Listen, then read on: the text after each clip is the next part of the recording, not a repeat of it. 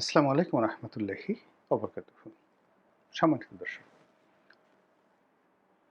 বাংলাদেশ থেকে এই মুহূর্তে দিল্লিতে যিনি আছেন, কেউ বলেন পালিয়ে গেছেন, কেউ বলেন হেলিকপ্টারে করে বা প্লেনে করে তাকে রাজকীয় সম্মান জানিয়ে রয়্যাল স্যালুট দিয়ে তাকে বাংলাদেশ থেকে অত্যন্ত সম্মান মর্যাদা সহকারে দিল্লিতে পৌঁছে দেওয়া হয়েছে।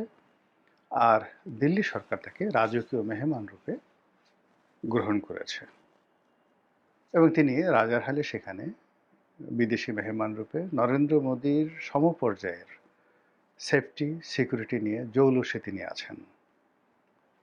বলার চেষ্টা করছেন আমরা কিছুই জানি না। তিনি সেখানে প্রাসাদে থাকেন। সেই প্রাসাদে তার সঙ্গে তার বোন শেখ রেহানা থাকেন। তার সন্তান সন্ততি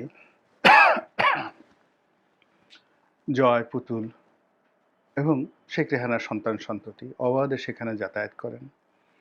তারা ভারত সরকারের শাহী খাবার খান এবং সেখানে বসে তিনি সাক্ষাৎকার দেন, ইন্টারনেট চালান। আমরা যারা টকশো করি, আমাদের সেই টকশো দেখেন। সেখানে বসে তিনি বাংলাদেশের তার হাজার হাজার নেতাকর্মীদের সঙ্গে কখনো ইন্ডিভিজুয়াল, কখনো কালেকটিভলি তিনি অংশগ্রহণ করেন ভিডিও কনফারেন্সে, কখনো কখনো অডিও কনফারেন্সে, বেশিরভাগ সময় অডিও কনফারেন্সে।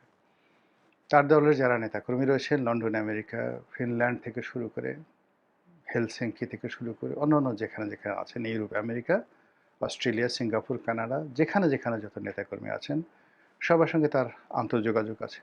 দল বেঁধে সবাই নেত্রীর সঙ্গে দেখা করার জন্য সেখানে আছেন এবং তাদের বক্তব্য অনুযায়ী শেখ হাসিনা মনে করেন বা তাকে মনে করানো হচ্ছে বা এরকম একটা আবহ তৈরি করা হচ্ছে যে you are in rest, not in exile. অনেক পরিশ্রম করেছেন 17 বছরে। তো এই 17 বছরে আপনার আসলে একটা রেস্ট দরকার। আপনি এখানে আছেন, প্রধানমন্ত্রী হিসেবে আছেন। আমরা পথের জঞ্জালগুলো সব ক্লিয়ার করে দিচ্ছি। আবার আপনি গিয়ে প্রধানমন্ত্রীর রূপে ক্ষমতা আরোহণ করবেন। এইভাবে আওয়ামী লীগের যারা অতি চালাক মানুষ, বুদ্ধিমান মানুষ, তারা প্রধানমন্ত্রী, সাবেক প্রধানমন্ত্রী তার সঙ্গে কথা বলার পরে বা দেখা করার পরে এই ধরনের অভিব্যক্তি ব্যক্ত করেছেন যে শেখ হাসিনার যে চিয়ার্স, তার চিয়ার্স মানে তার যে অনুভূতি, আনন্দের অনুভূতি, এটা অতীতের যে কোনো সময় আসছে বেশি। তার স্বাস্থ্য ভালো হয়ে গেছে, কণ্ঠস্বর ভালো হয়ে গেছে, বুদ্ধিও বেড়ে গেছে। তো এই গেল একটি অংশ। অন্যদিকে ইউনূসের জামানাতে যেই জিনিসগুলো আমরা শুনেছিলাম সেটা এখন আর শোনা যাচ্ছে না। বিচারে ফাঁসি হবে, ফাঁসি হয়েছে, আরও ফাঁসি হবে, তাকে ধরে আনা হবে। নরেন্দ্র মোদীর কোনো ওয়ে নেই শেখ হাসিনাকে বাংলাদেশের কাছে হস্তান্তর করা ছাড়া, অন্য কোনো কিছু করা ছাড়া।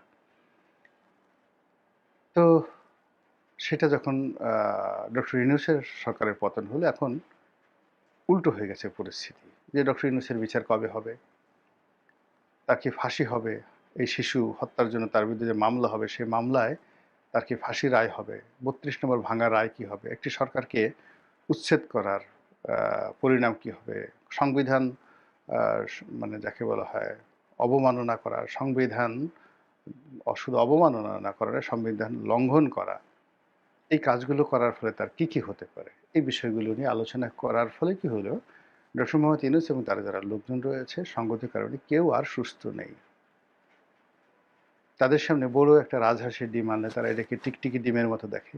টিকটিকি ডিম যদি একটা টিকটিকি ডিম তারা দেখে, অবচেতন মনে তারা ওটাকে একটা গোখরা সাপের ডিম মনে করে আতঙ্কে থাকে। এরকম একটা অবস্থা তৈরি হয়েছে। এরপরে নতুন সরকার এলো। নতুন সরকার আসার পরে সবাই যেটা আশা করেছিল যে আওয়ামী লীগের সঙ্গে তাদের একটা সমঝোতা হয়েছে বা হবে, দিল্লির সঙ্গে একটা সমঝোতা হয়েছে বা হবে, কিন্তু সেটা হয়নি। এটা বুমেরাং হয়ে গেছে। শেখ হাসিনা স্বয়ং বলছেন যে আমাদের সঙ্গে বেইমানি করা হয়েছে, আমরা তাদেরকে ভোট দিয়েছি, আমাদের নেতাকর্মীদের হাতে পায়ে ধরা হয়েছিল, এই জন্য আমরা ভোট দিয়েছি এবং এই ভোট পাওয়ার পর এখন বিএনপি আমাদেরকে ভুলে গেছে, আমরা তাদেরকে ছাড়বো না, কড়াই গুন্ডায় প্রতিশোধ আদায় করব, এ সকল কথাবার্তা হচ্ছে। অন্যদিকে পশ্চিমবঙ্গে শুভেন্দু ক্ষমতা আসার পরে পুরো পশ্চিমবঙ্গের সঙ্গে বাংলাদেশের যে সীমান্ত, সেই সীমান্ত রীতিমতো তোলপাড় চলছে। প্রায় প্রতিদিন পতাকা বৈঠক হচ্ছে বিজিবির সঙ্গে, বিএসএফের সঙ্গে, পাল্টা গোলাগুলি হচ্ছে, বেশ কয়েকটা হত্যাকাণ্ড হয়ে গেছে। অনেক জায়গাতে কাঁটাতারের বেড়া দেওয়ার চেষ্টা করা হয়েছে, সেইগুলো বিজেপি এবং বিএসএফ তাদের মধ্যে রীতিমতো হাতাহাতির পর্যায়ে ঘটে গেছে। এবং আমাদের বিজিবি বেশ বীরত্বের সঙ্গে ওদেরকে তুই তুকারি করে কথাবার্তা বলেছে, এবং সেগুলো আবার আমরা সামাজিক মাধ্যমে ছেড়ে দিয়ে আমরা বলছি যে সাব্বাস, এরকম বিজেপি দরকার। এরই মধ্যে শেখ হাসিনা বাংলাদেশে আসবে, একেবারে টাইম ডেট ঠিক করে বলে দিয়েছেন যে আগামী 6 মাসের মধ্যে তিনি আসবেন। আর তিনি আসার জন্য ইতিমধ্যে ট্রাভেল পাস চেয়েছেন, অর্থাৎ বাংলাদেশের যে দূতাবাস রয়েছে সেই দূতাবাসে ট্রাভেল পাস চেয়েছেন বাংলাদেশে আসার জন্য। এই ধরনের খবর প্রচার করা হচ্ছে। এই হলো অ্যাজ এ হোল। এখন এগুলো নিয়ে আমাদের রাজনীতিতে কি হচ্ছে? বাস্তবতা হলো যে যারা প্রতিপক্ষ শেখ হাসিনা তারা গালাগাল করছে, আসুন আসুন বা আসো আসো, তোমরা তো এইবার কিছু করতে পারিনি, এইবার আসো, ডলা দিয়ে দেবো, তোমাদের জন্য জেলখানা প্রস্তুত, তোমার জন্য ফাঁসির মঞ্চ প্রস্তুত। কেউ কেউ বলছে তুমি আসো, তোমাকে মোটামুটি এয়ারপোর্টের মধ্যেই আমরা একটা, যাকে বলা হয়, ডলা দিয়ে দেবো। ভালো কথা।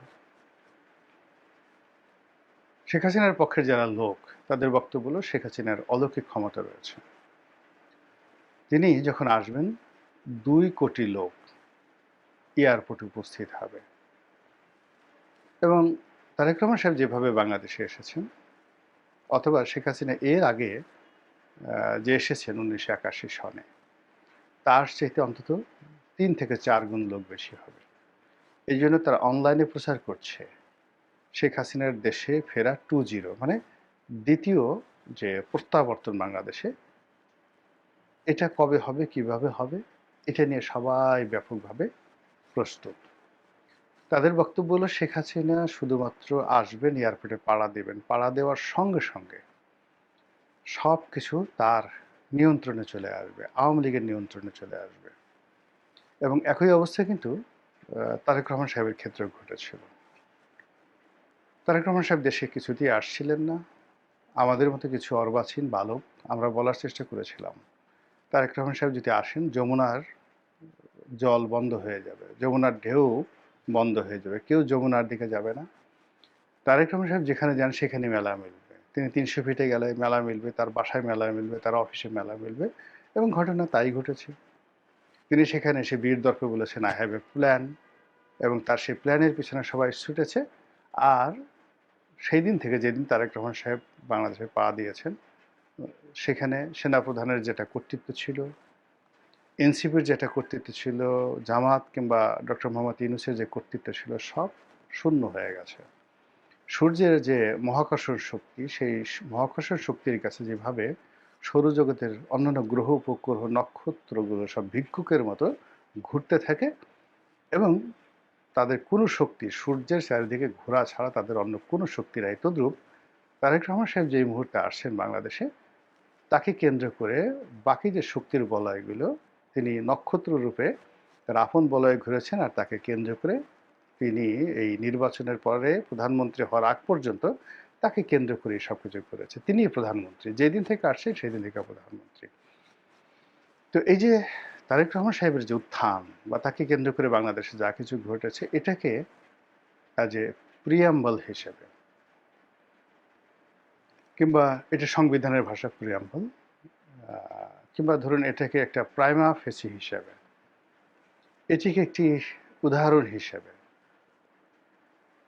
কিংবা এটিকে একটি ফেলাছি, আপনি ভুল যদি ধরেন, ফেলাছি, এই হিসেবেই আওয়ামী লীগের যারা লোকজন তারা বলার চেষ্টা করছেন যে কোথায় তারেক রহমান আর কোথায় শেখ হাসিনা।